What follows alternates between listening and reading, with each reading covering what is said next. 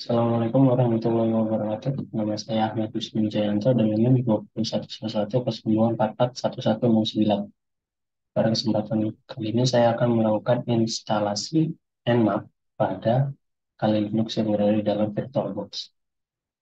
Yang pertama kita lakukan adalah mengecek apakah VirtualBox itu terhubung ke internet dengan perintah ping 8888. Jika terhubung, maka dia akan memunculkan ini. Setelah itu kita masuk ke dalam root terminal emulator. Masukkan password.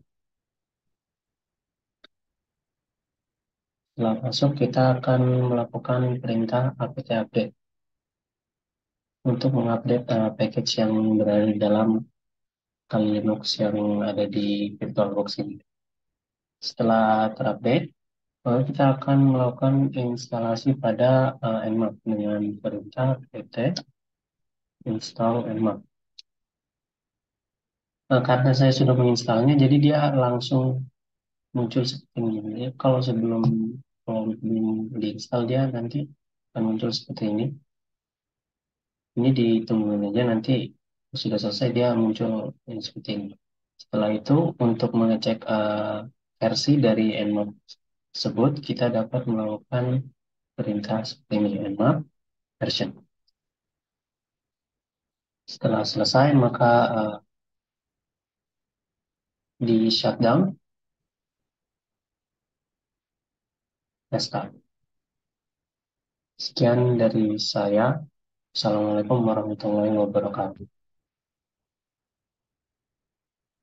Di sini saya akan melanjutkan install tools, SSH server, Apache, dan FTP pada Debian 10 dengan perintah su, lalu masukkan password. Selanjutnya install SSH server dengan menjalankan perintah berikut di terminal apt get install SSH. Ya, setelah diinstal, cek status SSH dan pastikan sudah aktif dengan cara sistem ctl status SSH. Ya, di sini terlihat sudah aktif statusnya. Lalu tekan Ctrl C.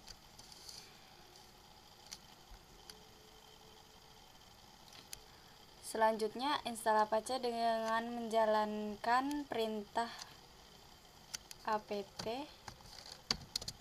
get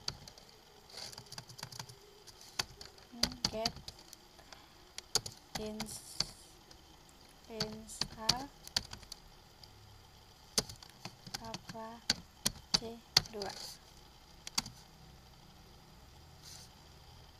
Ya, jadi sudah terinstall. Selanjutnya akan dilanjutkan dengan teman saya. Assalamualaikum warahmatullahi wabarakatuh.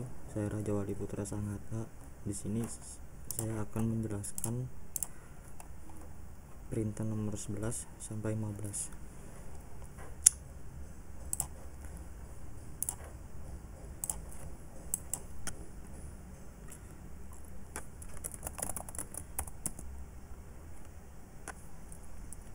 Kita bisa masuk ke Debian, lalu masuk ke super user atau su, lalu ketik perintah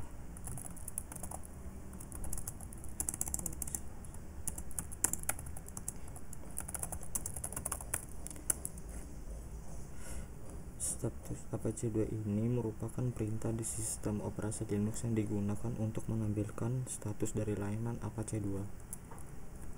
Lalu perintah berikutnya apt get install vs ftpd. Karena saya sudah mempunyai, kita bisa menjalankan VSFTPD nya dengan perintah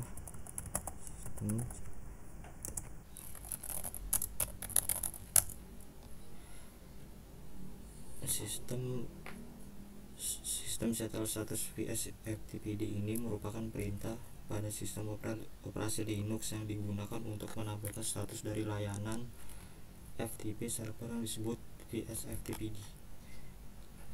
Lalu perintah berikutnya mengatur jaringan internal pada VirtualBox untuk menghubungkan dua guest OS. Pertama-tama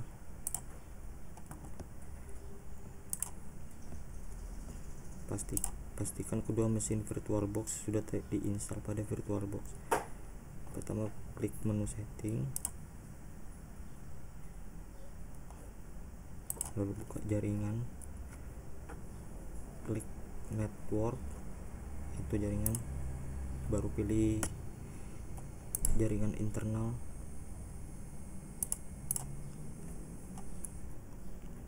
lalu klik OK. Dan begitu juga di Kali Linux.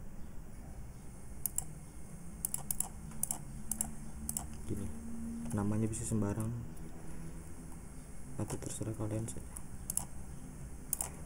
Melisa Nuraini dengan nomor induk mahasiswa 2011102441122. Di sini saya akan menjalankan perintah 16 sampai perintah 20. Jadi di perintah 16 kita klik network di sini. Lalu kita pilih adapter 2. Di adapter 2 kita klik enable dan klik internal network. Setelah itu kita klik OK. Dan kita lakukan pada sistem operasi lainnya. Saya mau menggabungkan dari sistem operasi Debian dengan sistem operasi Kali Linux.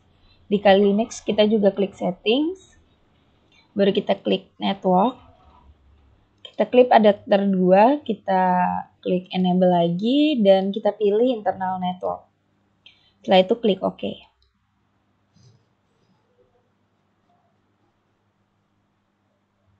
Perintah ke-19 adalah menyalakan kedua mesin virtual. Jadi kita menyalakan yang pertama, kita nyalakan Debian-nya. Lalu juga menyalakan Kali Linux-nya.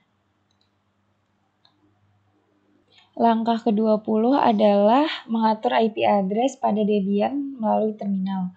Jadi kita buka Debian, lalu klik aktivitas ini untuk membuka terminal. Klik terminal, lalu kita masuk dengan super user atau root dengan perintah su. Kita masukkan passwordnya. Setelah berhasil, klik enter. Nah, kita sudah masuk pada super user atau rootnya. Assalamualaikum warahmatullahi wabarakatuh. Nama saya Mustafa Wazrin dengan NIM 2011110441166 dari kelompok 5.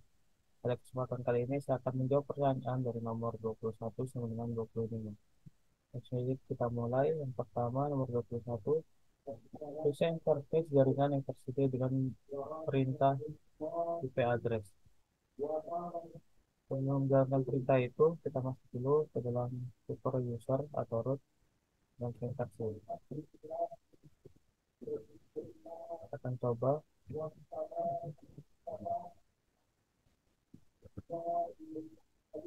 Ikut juga tampilan dari IP address-nya. Di sini kita akan ambil nama interface yang ini untuk kita konfigurasikan nanti.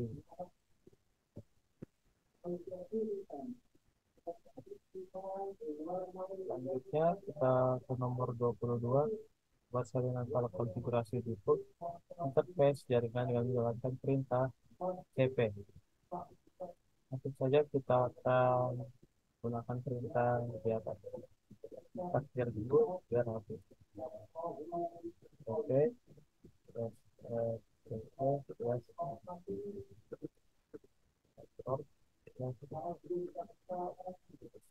lalu kita masukkan nama kopiannya ini. Kasih nama.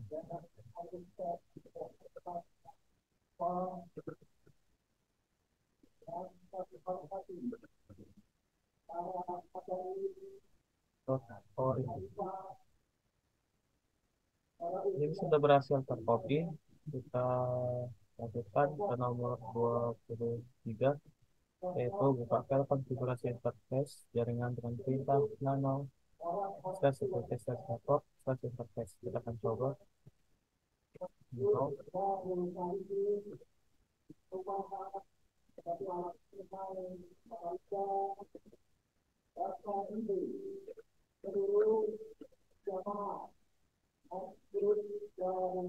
Ini sudah terbuka. Pada perintah selanjutnya, untuk konfigurasi IP address statis, lakukan konfigurasi berikut pada interface pada baris paling bawah. Kita akan tambahkan di paling bawah ini.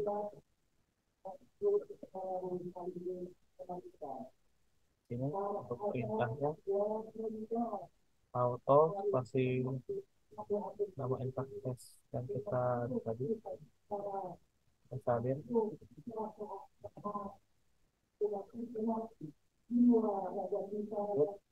Interface spasi interface tadi net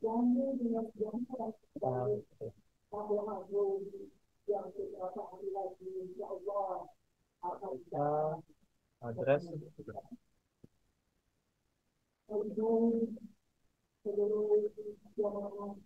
di sini addressnya dituliskan 492.168.1.100. Karena saya kelompok 5, maka address ini belakangnya saya akan tulis 500.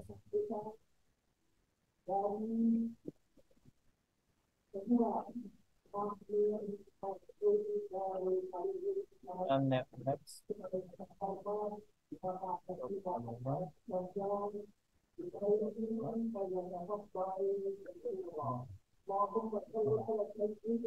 gateway.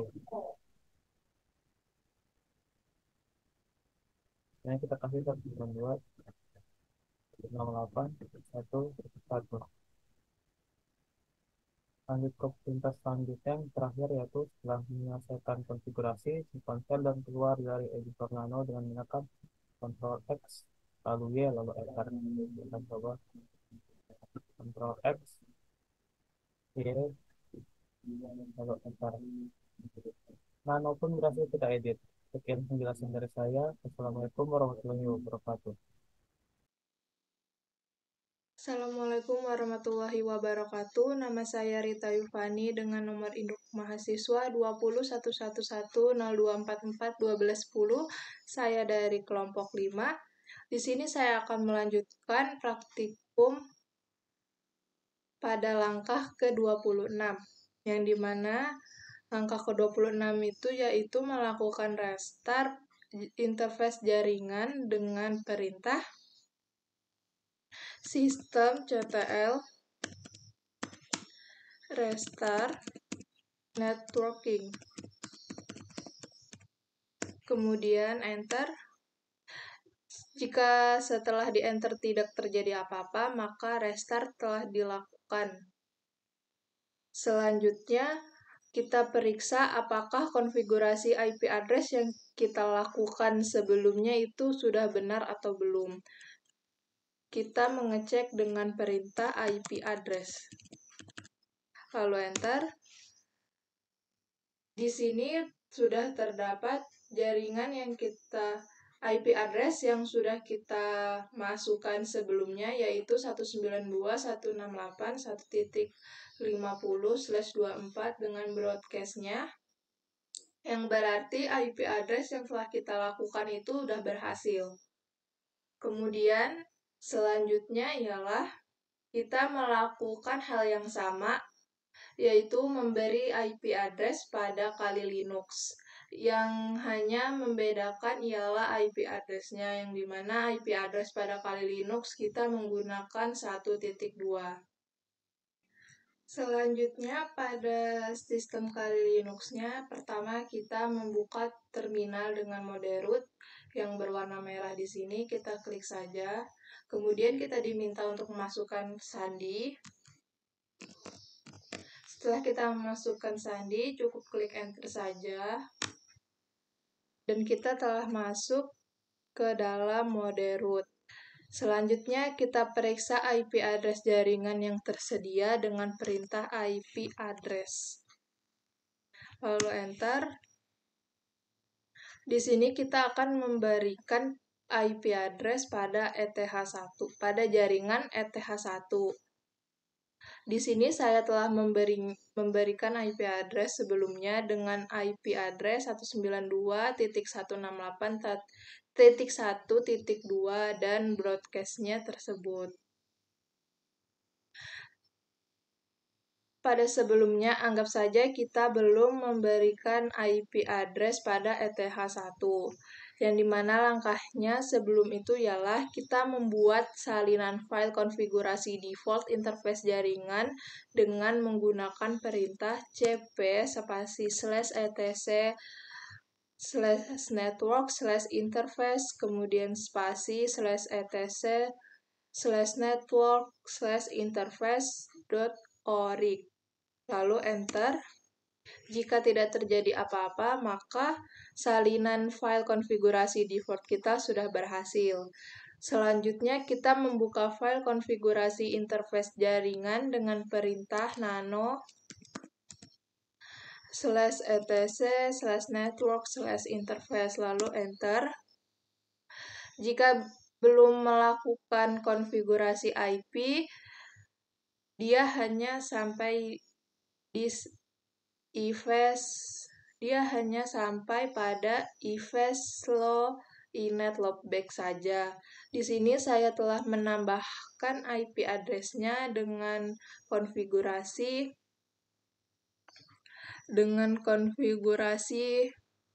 nama interface ETH1, auto ETH1, EVES ETH1 inet static, dengan address-nya 192.168.1.2, netmask-nya 255.255.255.0 dan gateway-nya 192.168.1.1. Jika kita telah selesai melakukan konfigurasi IP address ini, kita dapat keluar dan menyimpan konfigurasi dengan menekan Ctrl X pada keyboard, lalu kita dapat menyimpannya dengan mengetik tombol Y pada keyboard dan enter. Kita telah keluar pada konfigurasinya. Selanjutnya, kita akan melakukan restart sama seperti Debian sebelumnya dengan perintah systemctl restart networking. Lalu enter. Jika tidak terjadi apa-apa, maka restart udah berhasil kita lakukan. Selanjutnya kita akan mengecek apakah IP address yang kita buat tadi itu udah berhasil atau tidak. Kita akan mengeceknya dengan perintah IP address. Lalu kita klik enter. Di sini sudah terdapat IP yang udah kita lakukan tadi, yaitu kita lakukan pada Ethernet ETH1 dengan IP address 192.168.1.1 dengan broadcast-nya ini. Yang dimana jika sudah terdapat ini berarti konfigurasi IP address kita pada Kali Linux telah berhasil kita lakukan tanpa adanya error. Yang selanjutnya kita akan melakukan uji koneksi pada Kali Linux dan Debian dengan menjalankan perintah ping dan IP Debian. Di sini tadi kita menggunakan IP address pada Debian yaitu 192.168.1.50. Lalu kita enter saja. Jika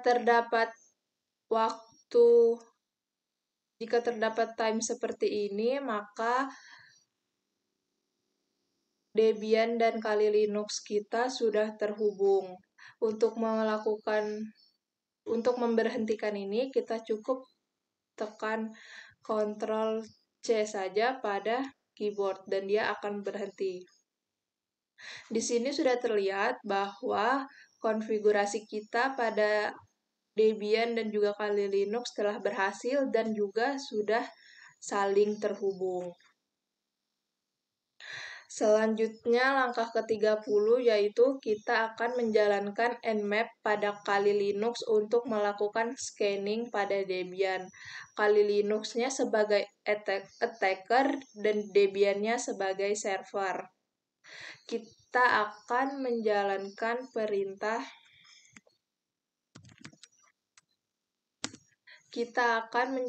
perintah nmap lalu diiringi dengan IP address pada Debian, yaitu 192.168.1.50, lalu enter. Kita tunggu saja dia melakukan scanning pada Debian.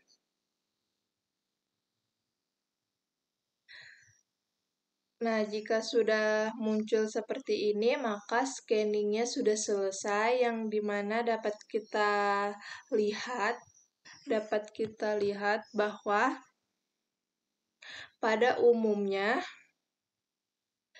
Nmap ini akan melakukan scanning dengan jumlah 1000 port. 1000 port yang dimana pada 997 port itu tertutup dan hanya terdapat 3 port yang terbuka. Di sini kita akan melihat port yang terbuka, status, dan juga nama layanan port yang terbuka itu.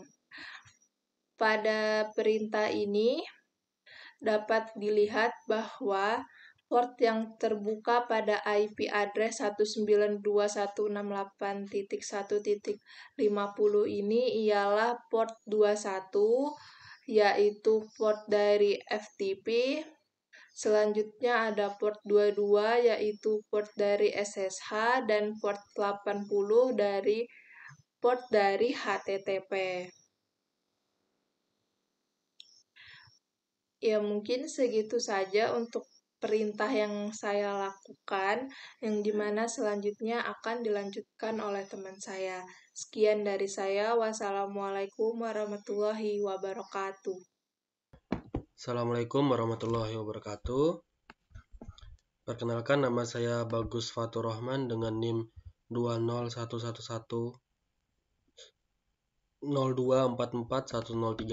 dari Prodi S1 Teknik Informatika angkatan 2020. Di sini saya akan melanjutkan perintah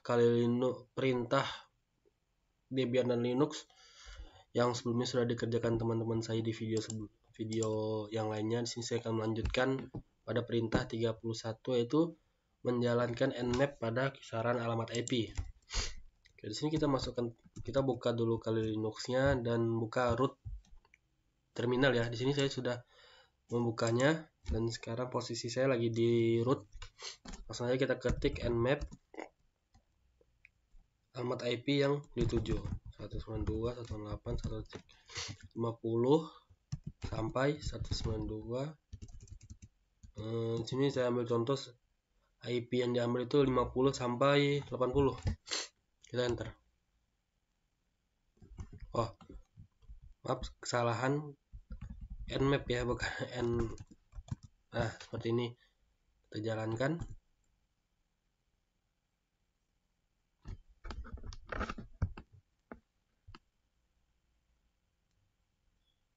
Nah, di sini pada gambar di atas ini dia melakukan proses scanning pada Debian dengan rentang IP 192.168.1.50 sampai 192.168.1.80 dengan waktu 6,26 detik. Perintah selanjutnya kita ketik nmap 62.168.1.60/24. Di sini kita menjalankan pada nmap pada seluruh subnet jaringan ya. Kita enter. Kita tunggu proses scanningnya.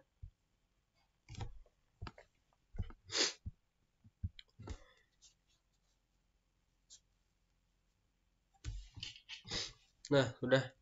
Pada proses ini melakukan scanning Debian terhadap subnet 24 atau setara sama dengan 256 IP address dengan kisaran waktu 17,39 detik. Nah, pada perintah ke-33 itu akan menampilkan informasi hostname, sistem operasi, dan versi aplikasi yang dijalankan oleh host. Nah, yang kita masukkan adalah nmap min a 192.168.1.50. 192.168.1.50 ini IP yang kita tuju ke Debian ya. Kita enter. Dia ada starting, memulai. Kita tunggu.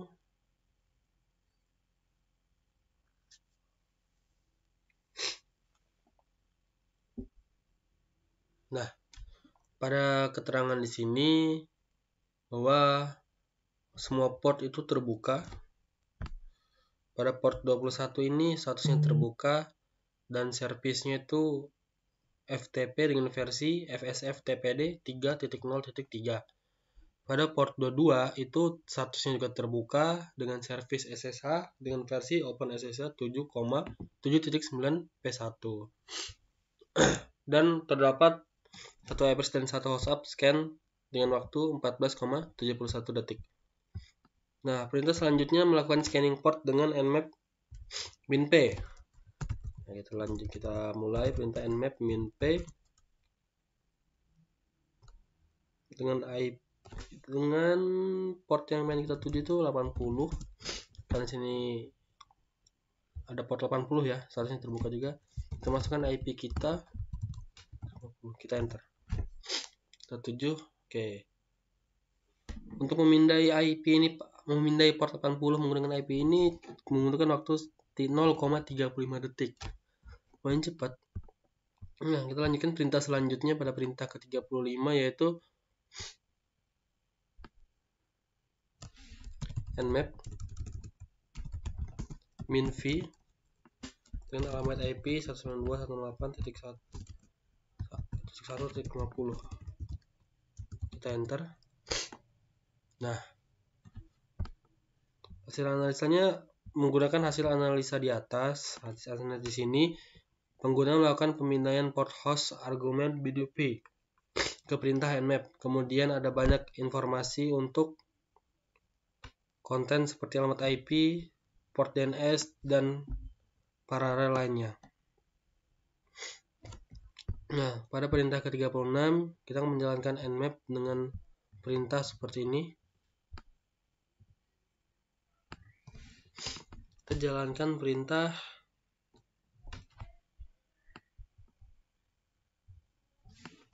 nmap min 0n n gede. Kita masukkan format file kita buat file .1 file 1.txt dengan alamat IP 192.168.1.50. Kita enter. Kita tunggu. Sudah selesai ya. Nah, kita bisa melihat file itu tersebut menggunakan cara chat file 1.txt. Nah, sesuai sama seperti yang kita masukkan tadi prosesannya di atas seperti ini. Jadi itu masukkan perintah informasi nmap min on ini kita kirim ke file ke 1.txt.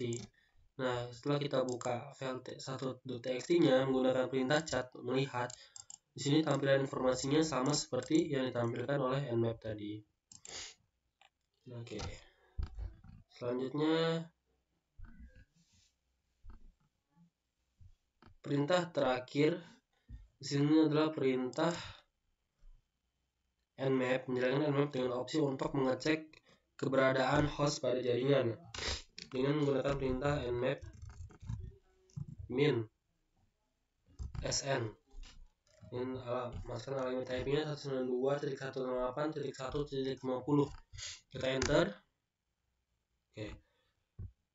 Hasil pemindaian menampilkan informasi status seperti server yang digunakan jumlah transfer data adalah 0,23 detik dan server aktif terdeteksi oleh pemindaian port standar. Mungkin hanya ini yang bisa dapat saya sampaikan. Sekian. Assalamualaikum warahmatullahi wabarakatuh.